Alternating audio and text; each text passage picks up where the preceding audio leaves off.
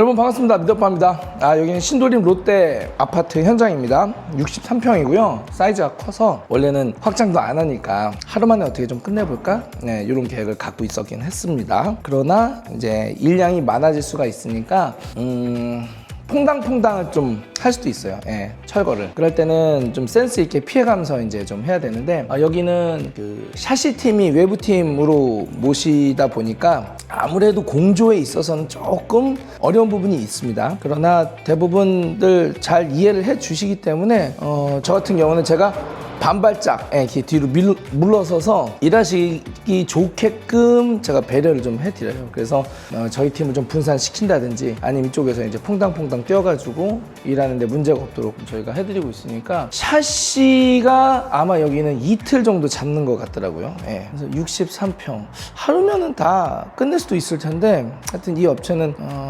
이틀 동안 한다고 하시니까 좀 지켜봐야 될 것 같고요. 그리고 아침에 지금이 한 50분, 55분 됐거든요. 그런데 벌써부터 막 뜯어 제키고 막 계셔가지고 제가 잠깐만 9시 딱 넘어서 해야 민원이 안 들어오고요. 그리고 또 이제 그게 규칙이고 룰로 정해놨으니까 그래서 대한민국 사람들 성격 급한 게 여기서도 나와요.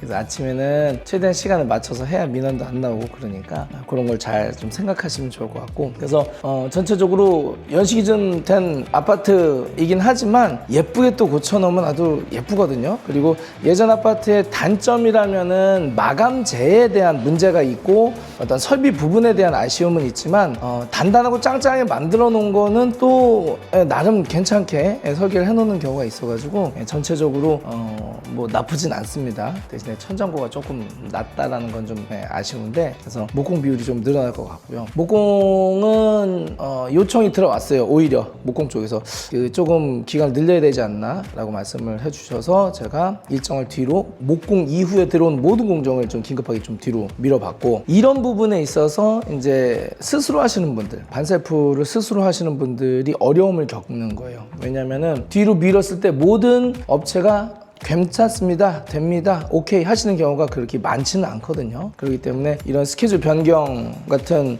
좀 긴급한 상황이 생겼을 때는 핸들링이 매우 어렵다는 거 이런 거 좀 참고해 주시고 사전에 미리 철저한 계획만이 실패를 줄일 수 있는 요소로 작용하지 않을까라고 생각을 해봅니다. 그래서 전체적으로 뭐 한번 둘러보면서 컨디션 그리고 아침에 이제 두들기기 시작하면은 영상 찍을 수도 없어요. 시끄러워가지고 그래가지고 전체적으로 다시 한번 보여드리면서 내용 말씀드리도록 하겠습니다.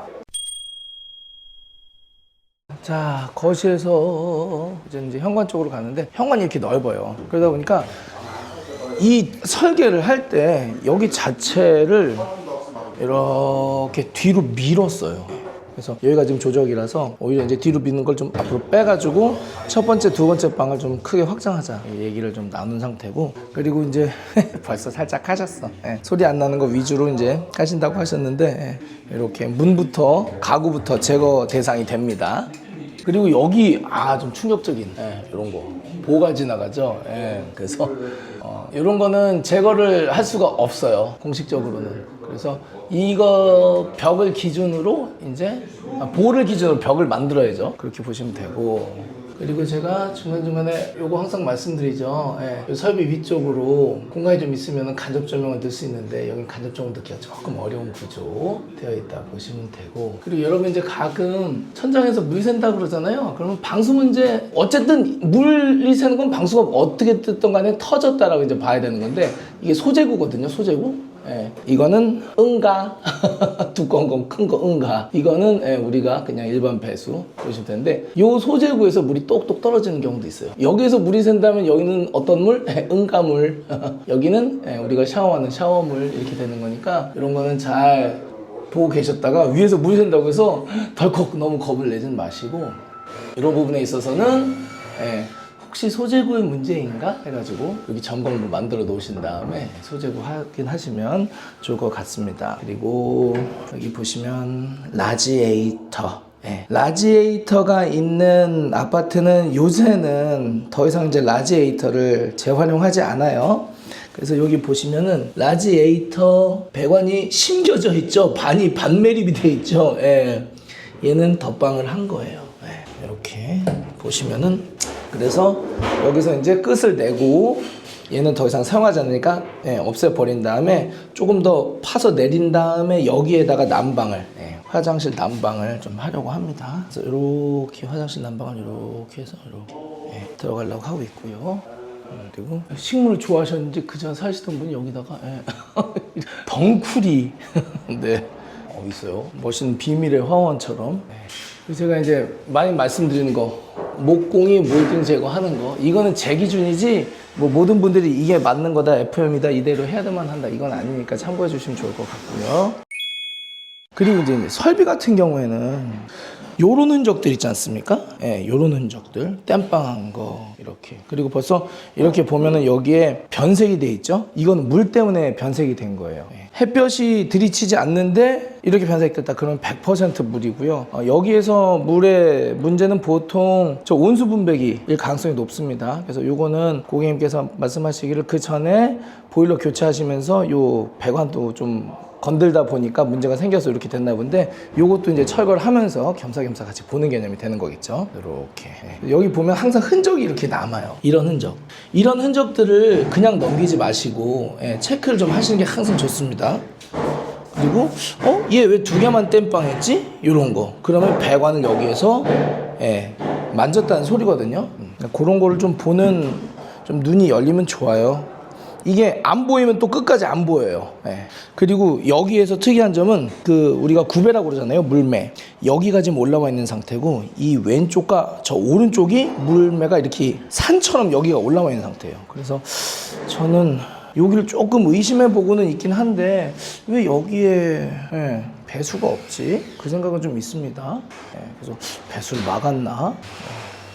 인테리어를 한 집은, 한 번 정도 한 집은 이런 식의 설비를 건드는 경우가 있어가지고요. 기존 설비를 막아놨다거나 새로 하다가 뭐 문제가 생겼다거나 여러 가지 변수가 있을 수 있으니까 그런 거는 잘 보시면서 좀 체크를 좀 해주시면 되고, 오래된 아파트의 또 이제 특징 요거 벽배관은 내려야 됩니다. 이제 이렇게 까가지고 내리면 돼요. 이건 뭐 어려운 건 아니에요. 마무리 해보도록 하겠습니다.